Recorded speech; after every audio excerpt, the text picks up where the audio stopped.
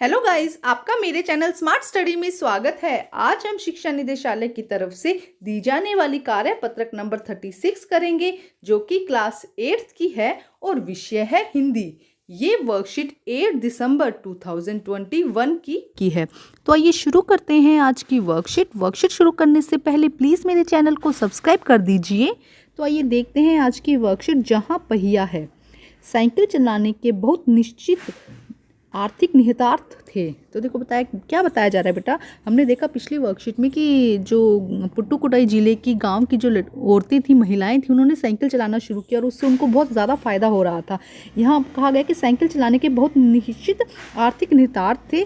इससे आय में वृद्धि हुई। यहाँ की कुछ महिलाएं अगल बगल के गाँवों में कृषि संबंधी अन्य उत्पाद बेच आती थी। साइकिल की वजह से बसों के इंतजार में व्यय होने वाला समय बच जाता था। अब देखो क्या हो, जब साइकिल चलाना सीख गई तो उससे कृषि संबंधी अन्य उत्पाद भी बेचने वो अगल बगल के आसपास के गांव में जा सकती थी। जो समय उनका व्यर्थ हो रहा था, व्यय का मतलब व्यर्थ हो रहा था, नष्ट हो रहा था, वो बच जाता था। खराब परिवहन व्यवस्था वाले स्थानों के लिए तो यह बहुत महत्वपूर्ण था। दूसरे इतना समय मिल जाता था कि वे आसपास सामान बेचने पर ध्यान केंद्रित कर पाते थे। अब उनका ध्यान कहाँ केंद्रित था? पहले तो बसों का इंतजार करने में उनको ध्यान केंद्रित रहता था। अब कहाँ उनका ध्यान हो गया? सामान बेचने में। और तीसरा, इससे अधिक इलाकों में जा पाती थी और इससे फ़ायदा क्या हुआ कि वो ज़्यादा जगह जा पाती थी। और अंतिम बात ये की थी कि अगर आप चाहे तो आराम करने का भी समय निकल पाता था। अब क्या होता था कि अगर आपका काम समय पे हो रहा है तो आप आराम भी कर पा रहे हैं। जिन छोटे उत्पादकों को बसों का इंतजार करना पड़ता था, बस स्टॉप पर पहुंचने के लिए भी पिता, भाई, पति, बेटों पर निर्भर रहना पड़ता था। वे अपना सामान बेचने के लिए कुछ गिने गुने गाँवों में ही जा पाती थी, कुछ तो पैदल ही चलना पड़ता था। अब देखो क्या कहा है, जिन्हें साइकिल चलाना नहीं आता था, पहले क्या करता था, उन्हें बस स्टॉप पर इंतजार करना पड़ता था या अपने भाई, पिता या पति पर डिपेंडेंट रहना पड़ता था। इसके अलावा सिर्फ वो गिने चुने गाँव, जहाँ तक बस जा रही है वो गिने चुने गाँवों तक ही जा सकते थे या फिर उनको पैदल चलना पड़ता था। जिनके पास साइकिल नहीं थी वे अब भी पैदल ही जाती थी। फिर भी बच्चों की देखभाल के लिए पीने का पानी लाने जैसे घरेलू कामों में जल्दी भागकर घर पहुंचना पड़ता था। अब जिनके पास साइकिल थी वे सारा काम बिना किसी दिक्कत के करने लगे। अब जिनके पास साइकिल थी तो क्या हुआ, काम बड़ी आसानी से होने लगा। दिक्कत मतलब कि बिना मुश्किल से, आसानी, दिक्कत मतलब कि परेशानी से कर लेती थी, बिना किसी परेशानी के कर लेती थी। इसका अर्थ यह हुआ कि अब किसी सुनसान रास्ते में भी देख सकते थे कि कोई युवा साइकिल पर अपने बच्चों को बिठाए पीछे कैरियर पर सामान लादे जा रही है। तो अब आप ये देखना आपके लिए आसान हो गया था कि क्या था कि कोई भी युवा थी वो अपने बच्चों को भी साइकिल पर बिठाकर एक जगह से दूसरी जगह ले जा सकती थी और सामान भी ला सकती थी। वह अपने साथ साथ पानी से भरे 2 या 3 बर्तन के लिए भी अपने घर या काम पर जाती हुई देखी जा सकती है। तो साथ साथ में वो बर्तन ले आती थी और पानी भी अपना भर के ले जाती थी। अन्य पहलुओं पर ज़्यादा आर्थिक पहलुओं पर बल देना गलत होगा। साइकिल प्रशिक्षण से महिलाओं के अंदर आत्मसम्मान की भावना पैदा हुई, यह महत्वपूर्ण है। फातिमा का कहना है कि बेशक यह मामला केवल आर्थिक नहीं है, मतलब सिर्फ ये आर्थिक नहीं है कि उन्हें पैसों की मतलब मदद हो रही है या पैसों में उनकी बचत हो रही है। फातिमा इस बात से कही कि मुझे लगा कि कितनी मूर्खतापूर्ण ढंग से सोच रहा था। उसने आगे कहा, साइकिल चलाने से मेरी कौन सी कमाई होती है, मैं तो पैसे ही गंवाती हूँ। मेरे पास इतने पैसे नहीं कि मैं साइकिल खरीद सकूँ, लेकिन हर शाम मैं किराए पर साइकिल लेती हूँ ताकि आज़ादी और खुशहाली का अनुभव कर सकूँ। तो यहाँ पे जो लेखक है वो कह रही है कि भाई मुझे साइकिल चलाने का कोई ज़्यादा फ़ायदा नहीं था, आर्थिक तौर पे कोई फ़ायदा नहीं था, लेकिन मैं आज़ादी महसूस कर रही थी, इसीलिए मैं साइकिल किराए पर लेकर चलाती थी। पुट्टुकोट्टई पहुँचने से पहले मैंने विनम्र सवारी के बारे में कभी इस तरह नहीं सोचा था। मैंने कभी साइकिल को आज़ादी का प्रतीक नहीं माना था। तो लेखक कह रहे हैं कि भाई मैंने कभी इसको आज़ादी का प्रतीक नहीं माना था, लेकिन जब मैंने उन औरतों से, महिलाओं से बात करी तब मुझे लगा कि यहाँ पे आज़ादी का ये एक एक्चुअल में आज़ादी का बात है कि जो महिलाएं हैं वो स्वतंत्र हो गई, अपनी मर्जी से अपना काम कर पा रही हैं। एक महिला ने बताया कि लोगों के लिए यह समझना बड़ा ही कठिन है कि ग्रामीण महिलाओं के लिए कितनी बड़ी चीज़ है। उनके लिए तो यह हवाई जहाज उड़ाने जैसी बड़ी उपलब्धि है। अब एक ने तो ये बताया, जब बात करी महिलाओं से, तो उनको तो ये साइकिल चलाना उनके लिए, ग्रामीण महिलाओं के लिए स्पेशली मतलब बहुत बड़ी बात है। उन्हें लगा कि जैसे वो हवाई जहाज उड़ा रही हैं, मतलब एक उपलब्धि थी उनके लिए ये। लोग इस पर हंसकर कहते हैं कि यहाँ केवल औरतें ही समझ सकती है, कि ये बात सिर्फ वो औरतें ही समझ सकती हैं जिन्हें पाबंदियों में रखा जाए, जिन्हें पूरी तरह से दूसरों पर निर्भर रहना पड़ता है। उनके लिए यह कहना महत्वपूर्ण है। जो पुरुष का विरोध करते थे वे जाएं और टहले, क्योंकि साइकिल चलाने की बात आती है तो महिलाएं बराबरी कर ही नहीं सकते। अब देखो, अब तो ये उनके मतलब बात ही आ गई कि अब तो उन्होंने सीखनी है। अब वो ना किसी पुरुष की बात मानने वाली है और ना ही किसी और की बात। अब उन्हें अपनी स्वतंत्रता चाहिए और अब उन्हें अपनी साइकिल चलानी है। तो बेटा यहाँ कुछ शब्द दिए गए हैं, जैसे कि व्यय का अर्थ होता है खर्च। निर्भर का मतलब आश्रित होना, हम किसी के ऊपर डिपेंड होना।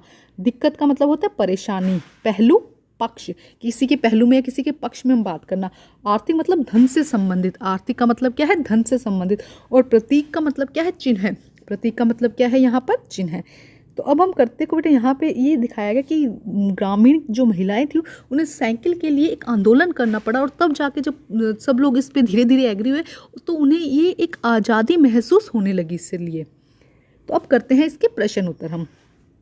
साइकिल चलाने से महिलाओं को कौन कौन से लाभ हुए, देखो कौन कौन से आर्थिक तो लाभ हुए, इसके अलावा उनका आत्मविश्वास बढ़ा, उनका सामान जो उसको समय था वो बचत होने लगी, है ना, और क्या था, वो उन्हें दूसरों पर निर्भर नहीं रहना पड़ता था। तो बहुत सारे लाभ हुए। तो आइए करते हैं इसका आंसर हम। तो देखिए बेटा आंसर नंबर 1, बसों के इंतज़ार में व्यय होने वाले समय की बचत होने लगी। अब क्या होने लगा कि जो बसों का इंतज़ार कर रही थी औरतें, उसमें जो समय बर्बाद हो रहा था उस समय में बचत होने लगी। तो बसों के इंतज़ार में व्यय होने वाले समय की बचत होने लगी। पुरुषों पर निर्भरता कम हो गई। जो पुरुषों पर निर्भरता थी कि कहीं पे भी जाना है इसके लिए पुरुषों की ज़रूरत होगी, तो वो जो निर्भरता थी वो कम हो गई। अपने कृषि संबंधित उत्पादों को अगल बगल के गांवों में बेचने में आसानी होने लगी। जो अपने उत्पाद वो बना रहे थे, कृषि संबंधी उत्पाद या जो भी सामान था, वो उनको एक जगह से दूसरी जगह अगल बगल के गांवों में बेचने में आसानी होने लगी। साइकिल चलाने से महिलाओं का आत्मविश्वास भी बढ़ा। इसके साथ साथ क्या हुआ, सिर्फ आर्थिक ही नहीं, साइकिल चलाने से महिलाओं का आर्थिक जो उनका आत्मविश्वास था वो भी बढ़ा। तो ये है फर्स्ट क्वेश्चन का आंसर बेटा। काल्पनिक है कि क्या क्या, देखो आप इस चैप्टर में पढ़े और इसके अंदर ऐड करने की कोशिश करें कि और इसमें क्या ऐड हो सकता है। अब हम करते हैं प्रश्न नंबर 2।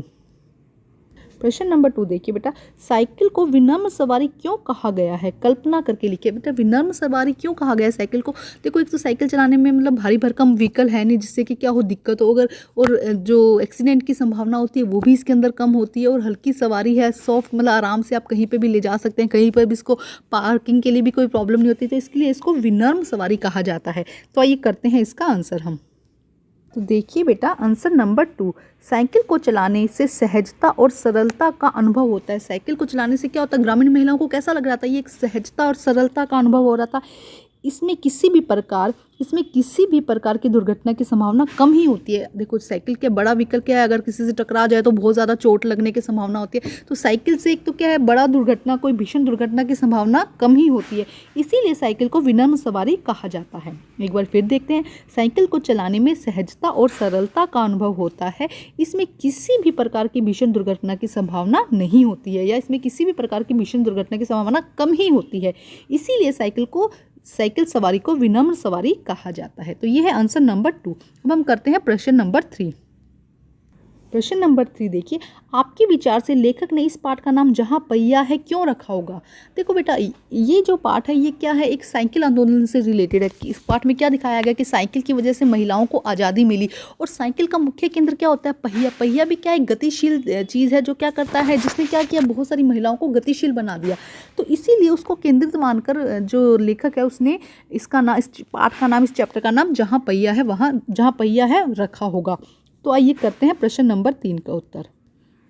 तो देखिए बेटा प्रश्न नंबर 3, इस पाठ में महिलाओं द्वारा साइकिल आंदोलन की बात की गई है। महिलाओं द्वारा क्या बात की गई है, साइकिल आंदोलन की बात की गई है, जिससे कि महिलाओं को आज़ादी का अनुभव हुआ।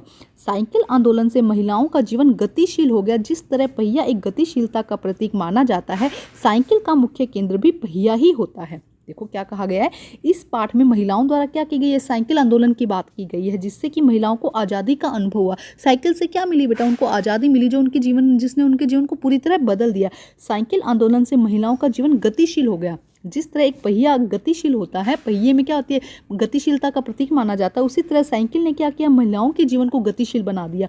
और साइकिल का मुख्य केंद्र पहिया ही होता है, इस कारण से लेखक ने पाठ का नाम जहाँ पहिया है रखा होगा। हम ये मान सकते हैं कि यही रीज़न रहा होगा कि साइकिल की पहिए की गतिशीलता के कारण ही लोगों, जो महिलाएं थी, उनके जीवन में भी गतिशीलता आई, तो इसीलिए लेखक ने इसका नाम जहाँ पहिया है रखा होगा। तो एक बार फिर देखते हैं, इस पाठ में महिलाओं द्वारा साइकिल आंदोलन की बात की गई है, जिससे कि महिलाओं को आज़ादी का अनुभव होने लगा। साइकिल आंदोलन से महिलाओं का जीवन गतिशील हो गया। जिस तरह पहिया एक गतिशीलता का प्रतीक माना जाता है और साइकिल का मुख्य केंद्र पहिया ही होता है, इस कारण से लेखक ने पाठ का नाम जहाँ पहिया है रखा होगा। अब हम करते हैं प्रश्न नंबर 4। प्रश्न नंबर 4 देखिए, गतिविधि दी गई है बेटा। जिस प्रकार से साइकिल को सीखने से ग्रामीण महिलाओं को काफ़ी लाभ हुए, ठीक उसी प्रकार से किसी अन्य कौशल के बारे में लिखिए जिन्हें सीखने से ग्रामीण महिलाओं को लाभ हो सकता है और कैसे। देखो कौन कौन से सिलाई, कढ़ाई, बुनाई, है ना, हाथ से करने वाले जितने भी काम है, इन सब से क्या होगा, महिलाओं का विकास होगा, उनका क्या होगा, उनको काफ़ी लाभ हो सकते हैं ग्रामीण महिलाओं को। ऐसे तो देखो आजकल तो हम कहें तो हर कंप्यूटर भी कह दो, आप कोई भी काम कह दो, जो हर एक महिला, और हम ये नहीं कह सकते कि लड़की और लड़के में कोई फ़र्क है। जितने भी काम लड़की कर सकती है वो काम लड़के भी कर सकते हैं, इक्वल हैं दोनों में, हर एक काम कर सकते हैं। तो कोई काम ऐसा नहीं है कि जो महिला नहीं कर सकती। लेकिन यहाँ ग्रामीण महिलाओं के लिए कहा गया है, तो हम ये काम कह सकते हैं कि जैसे कढ़ाई, बुनाई, ये इस तरह के काम है जिससे क्या होगा, महिलाओं को, जो गाँव की महिलाएं हैं, उन्हें क्या होगा, इससे लाभ होगा। तो आइए करते हैं इसका आंसर हम। देखिए बेटा आंसर नंबर 4, ग्रामीण महिलाओं द्वारा ऐसे बहुत से काम किए जा सकते हैं जैसे कि सिलाई, कढ़ाई, बुनाई, हाथ से बनाए जाने वाले सामान आदि, जिनसे उन्हें लाभ हो सकता है। सबसे कि अगर वो पढ़ाई करेंगी तो बहुत अच्छी पोस्ट पर, अच्छी जगह अपनी नौकरी भी कर सकती हैं ना। इसके अलावा देखो क्या है कि सिलाई कर सकती है, कढ़ाई, बुनाई, हाथ से बनाए जाने वाले सामान, जिनसे क्या हो सकता है, उन्हें घर बैठे क्या हो सकता है, बहुत लाभ हो सकता है। तो ये मेरा विचार है बेटा, इसमें आप और भी ऐड करके अपने विचार यहाँ पर लिख सकते हैं। तो बेटा आज की वर्कशीट कंप्लीट होती है। वर्कशीट कंप्लीट करके अपने टीचर से चेक कराइए और प्लीज़ मेरे चैनल को लाइक कीजिए, सब्सक्राइब कीजिए और शेयर कीजिए। Thank you.